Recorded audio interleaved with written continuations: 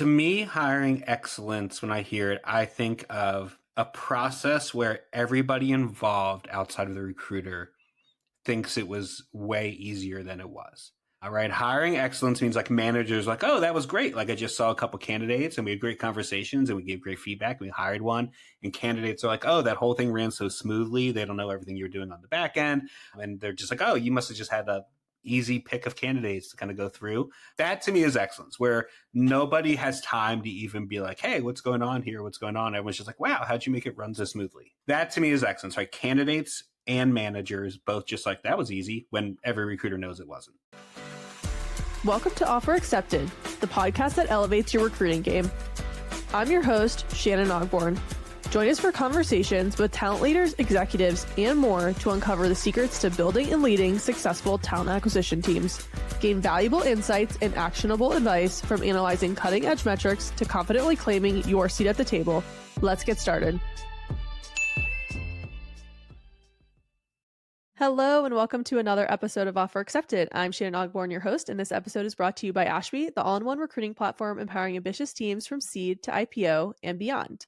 I am super stoked because I'm here today with Mike Peditto. He has over a decade of hiring experience, including working at multiple early-stage startup companies.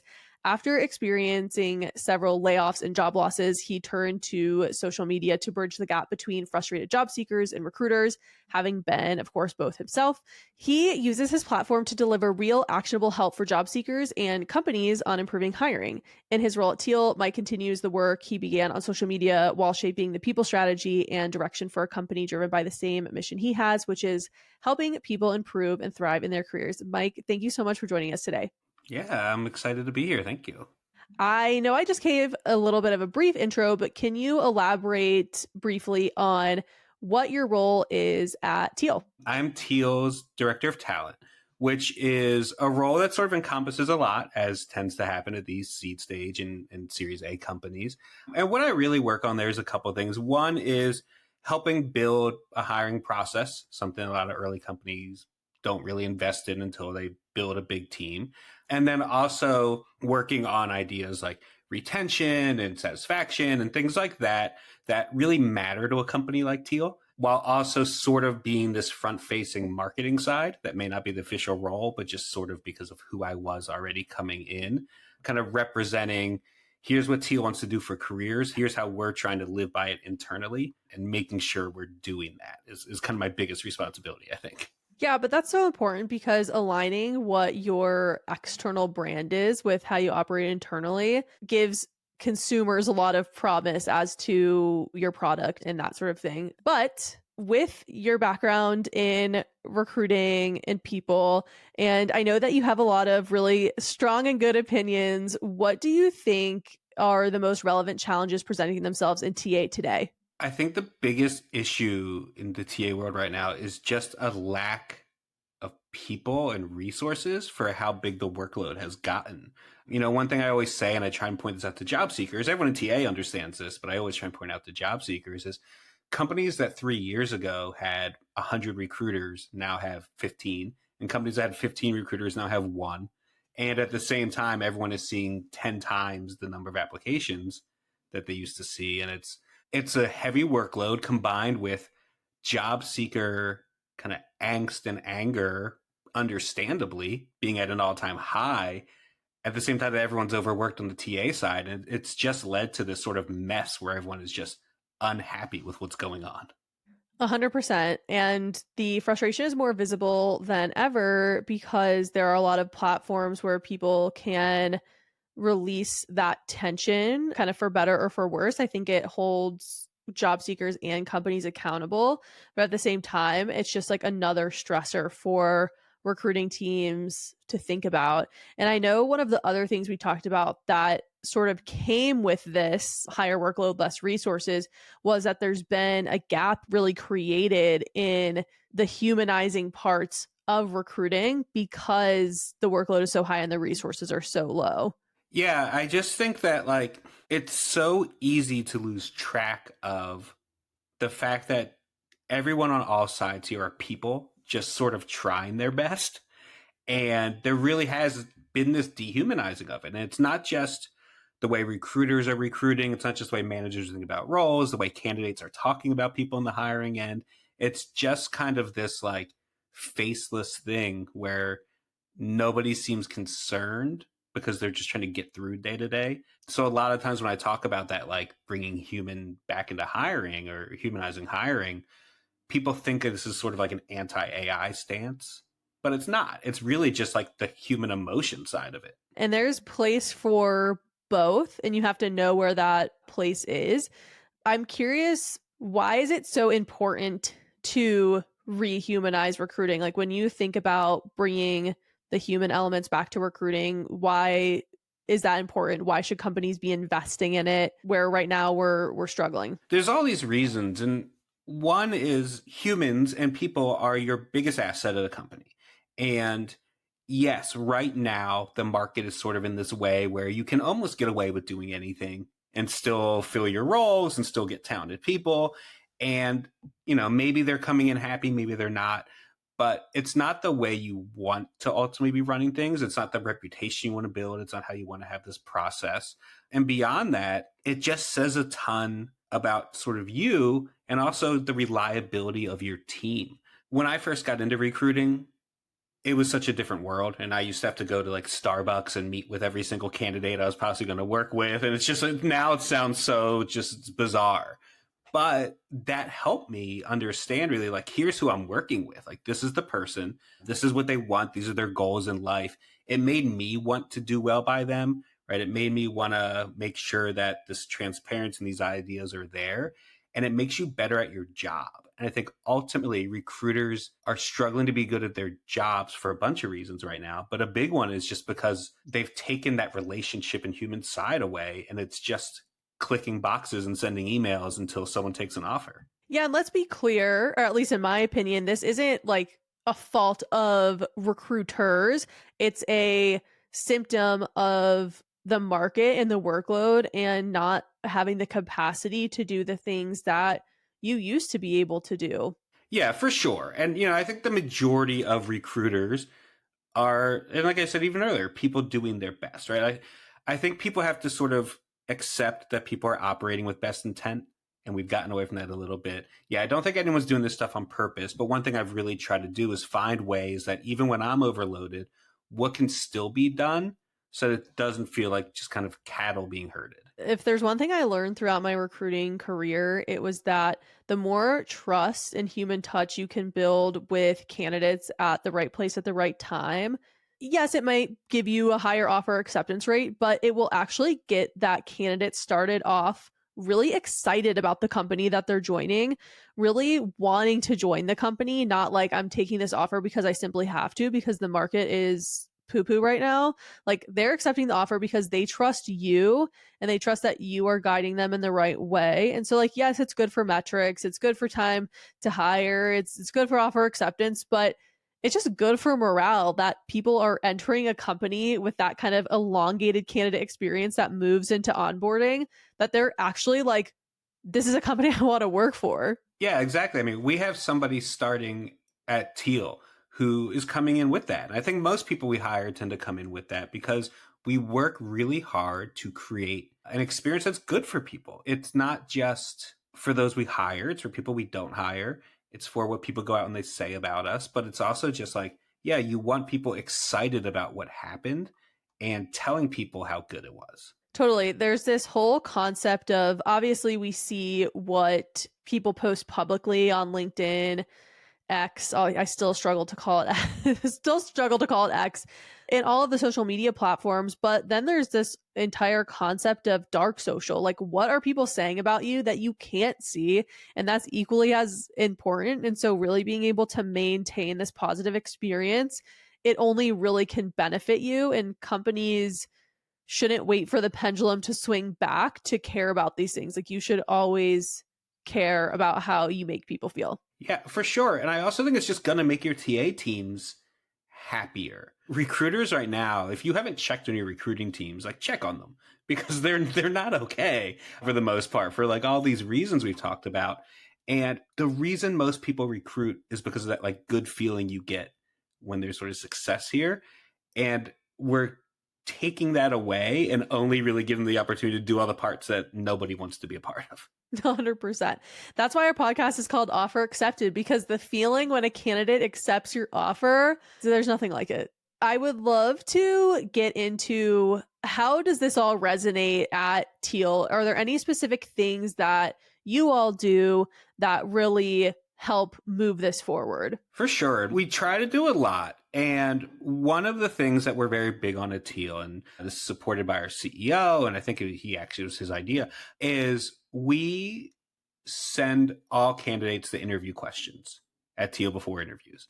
And we have seen a lot of pushback on this, on the internet. Every time I post about it, everyone talks about it, the post is going to go viral and people are going to debate about it. But the experience that we've seen it sort of create for candidates is huge. And the biggest reason we do it, and we can kind of get into whatever, is interviews aren't supposed to be a trick and they're not supposed to be a trap, right? So when we talk about humanizing recruiting, this is the exact kind of thing we're talking about. Like, think about yourself as a human for a second and how off guard you want to be caught all the time, or how prepared you want to be all the time. It's just one of those things that is really the best way to hire somebody to figure out who can come up with an answer on the spot to a question you ask them.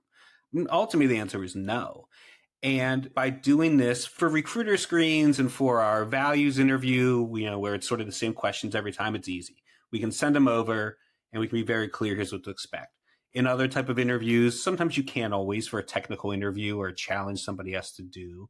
And we will send them kind of an idea of here's what's important to us. Here's the general gist of what we're going to be doing. Here's kind of an example or an outline, whatever makes sense in the situation.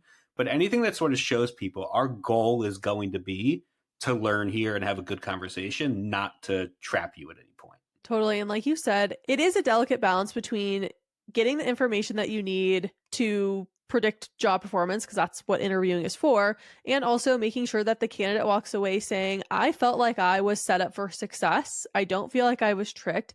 I mean, that's why ultimately in the end, Google ended up eliminating the questions like how many golf balls can fit in an airplane. And it wasn't necessarily about trying to trick people, but that's what people took away from it.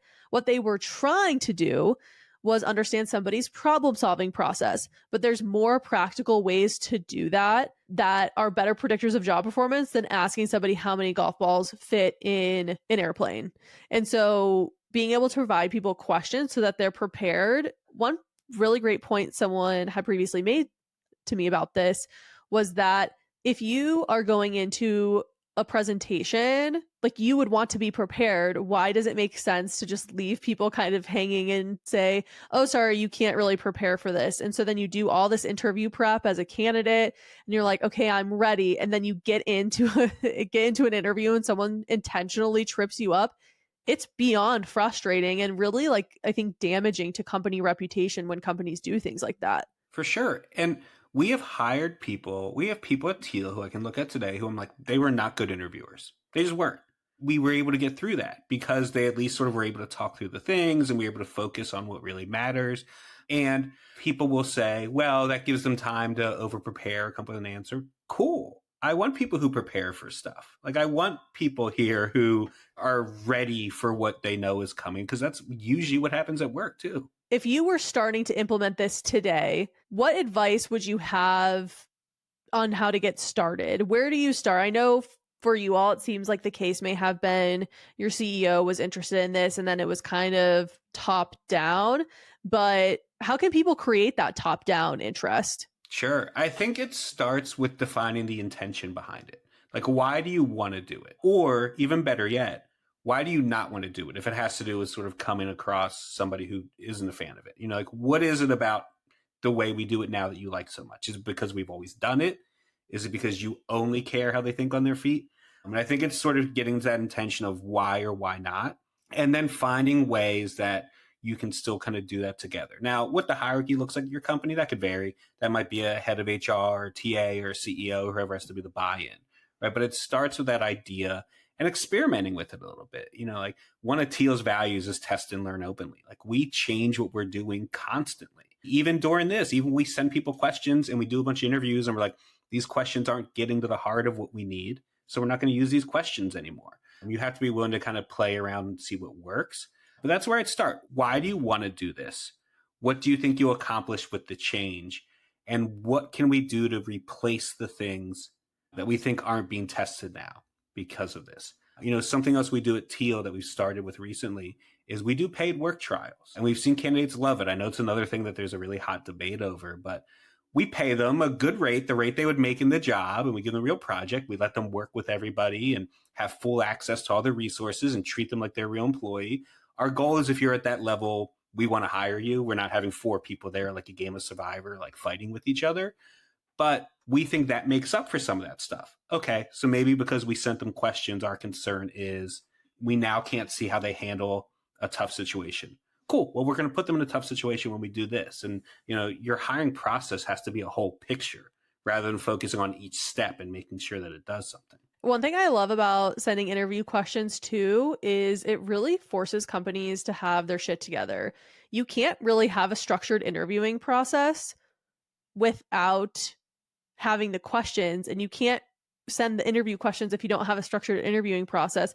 So it actually pushes a lot of what should be best practices in the recruiting space that are kind of just a result of sending the interview questions. Yeah. I mean, when I have these kickoff calls with managers or when we're talking about getting a role, if they don't have questions lined up for me, I'm like, well, I can't start the screen because when I send my email to candidates to schedule an interview, I'm sending the questions to them. Now, this is your opportunity.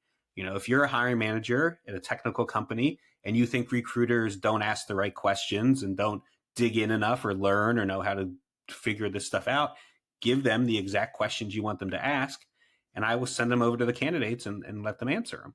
On the note of hiring managers, have you had any pushback from hiring managers, or how would you deal with it if you did? We specifically here have not, because I think when it's like a CEO born idea, everyone's like, okay, this is what we're doing. I was like, any pushback, take that up. But in general, I think, again, it comes back to that intention. So that's not fully true. I did have a hiring manager I've worked with who didn't love the idea and often would say to me, like, I want to make sure we're not talking about this or that with candidates. Like, I want to see how they kind of handle it. And I think you have to find that middle ground. One thing I want to say with this is just because you send questions to the candidate doesn't mean they have the whole interview script, right? You can dig in. You can ask a follow-up question. You can prod into something that feels like you're not getting the details. We're not sending them hey, we're going to ask you to solve this math problem, and here's the math problem, so just come with the answer. God, I hate that. Don't send math problems in the interview. But, we're saying this is what's important to us. And I think that's what's to get across to a manager. We're doing this because we're showing candidates, here's what we really care about. Here's what we want you to be able to talk about. And now we won't walk away. The one thing I hate the most when I hear from hiring managers is like, oh, I couldn't really get a signal on this thing. They say it all the time, right? This is a huge idea for us. We need this role, but I couldn't get a signal on that skill. We didn't ask about it. We didn't dig in about it. Having that stuff in advance, telling them we really care for you to show off these skills is going to let them do that and let you get a signal.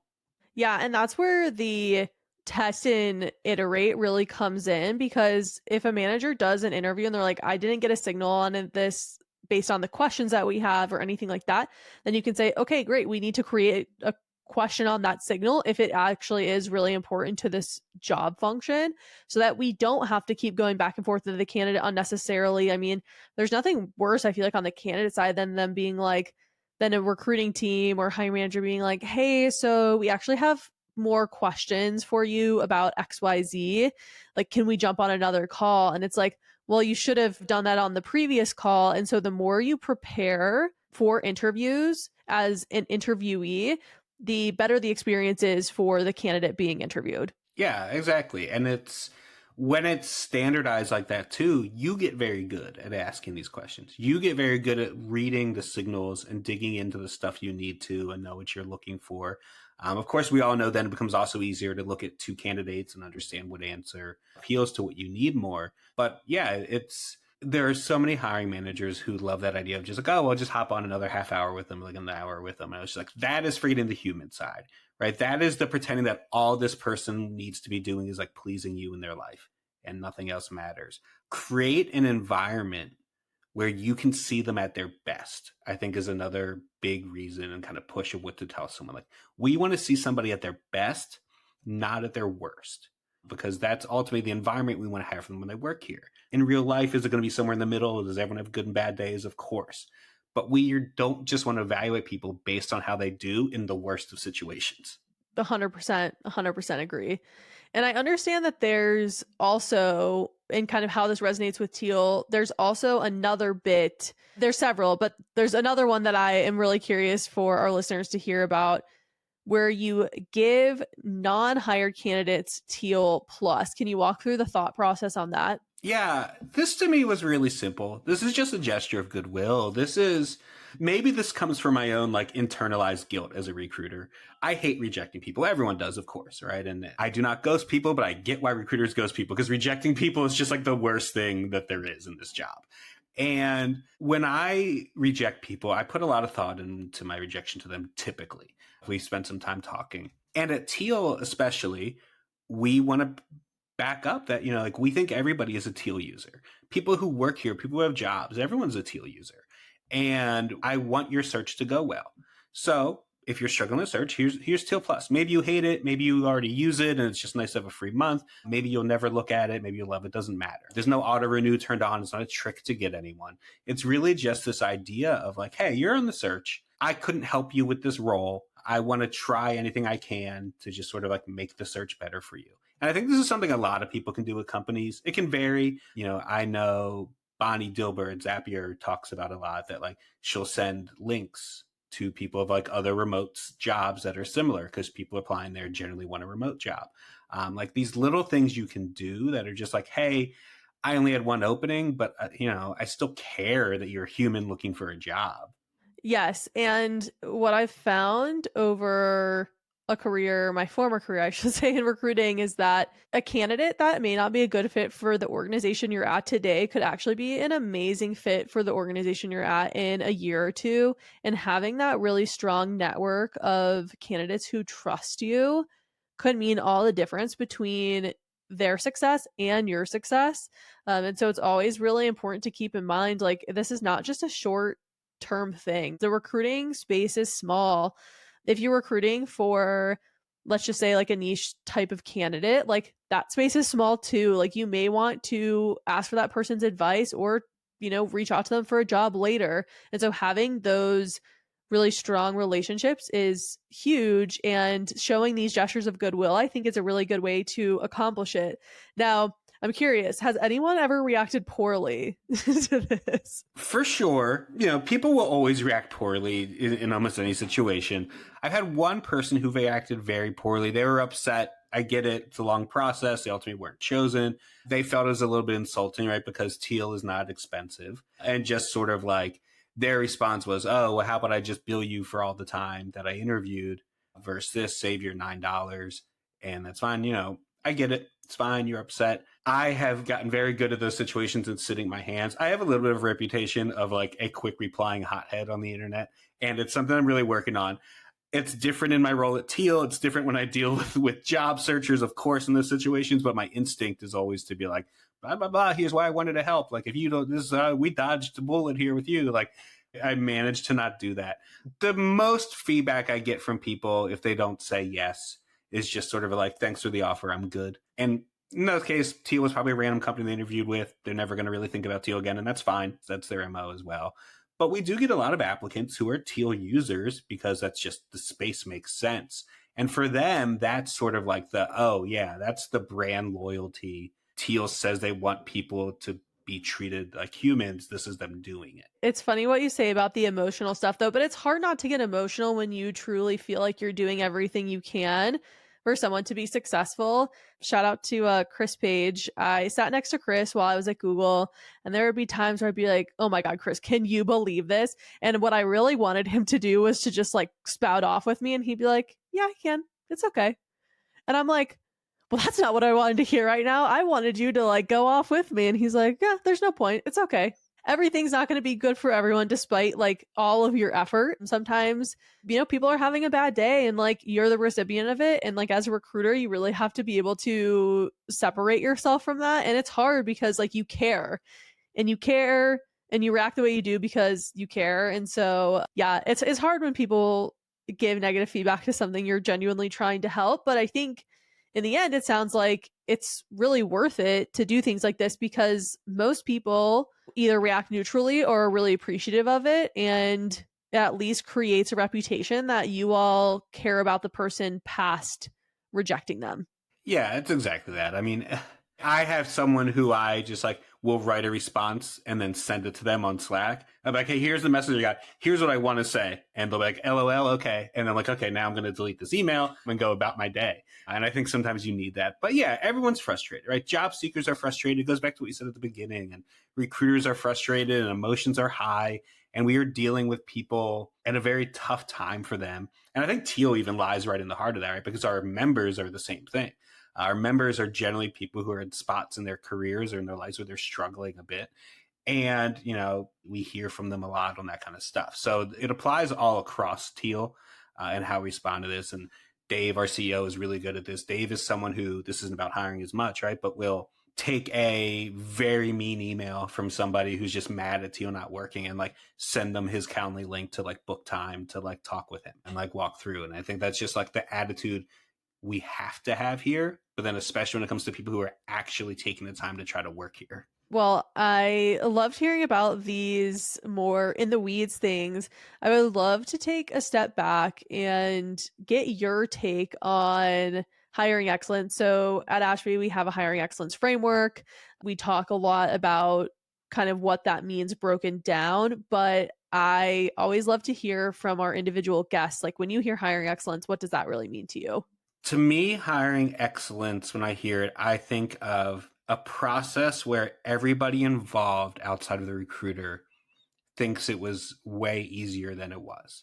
All right. Hiring excellence means like managers like, oh, that was great. Like I just saw a couple candidates and we had great conversations and we gave great feedback. We hired one and candidates are like, oh, that whole thing ran so smoothly. They don't know everything you're doing on the back end. And they're just like, oh, you must have just had a easy pick of candidates to kind of go through. That to me is excellence, where nobody has time to even be like, hey, what's going on here? What's going on? Everyone's just like, wow, how'd you make it run so smoothly? That to me is excellence, right? Candidates and managers both just like, that was easy, when every recruiter knows it wasn't. I guess the negative side of that is that people or recruiters may think, okay, great, now my thankless job becomes more thankless because it was Sure. because it becomes so smooth. But it is true, and I think it's really important to include hiring managers as part of that because recruiting is a team sport. You can't do it alone. A lot of companies, especially even smaller companies, may be decentralized where hiring managers are doing a lot of work as well. And so the hiring manager has to have a high committance and really a good relationship with the recruiter so that things can run smoothly, because when there's conflict there, the experience can be felt by the candidate that there's misalignment. For sure, yeah. And I think that like it's a totally different topic that I could go off on and I won't. But like the idea of a recruiter and hiring manager having to partner together. If a recruiter hears that hiring excellence and it's like, oh, more people will not realize what I'm doing. A hiring manager should know, of course, everything that's been done, right? They should realize, oh yeah, you did create all these questions for me. You did have these scorecards in place. You did have this. Now, if they're going to refuse to acknowledge you, I'm sorry.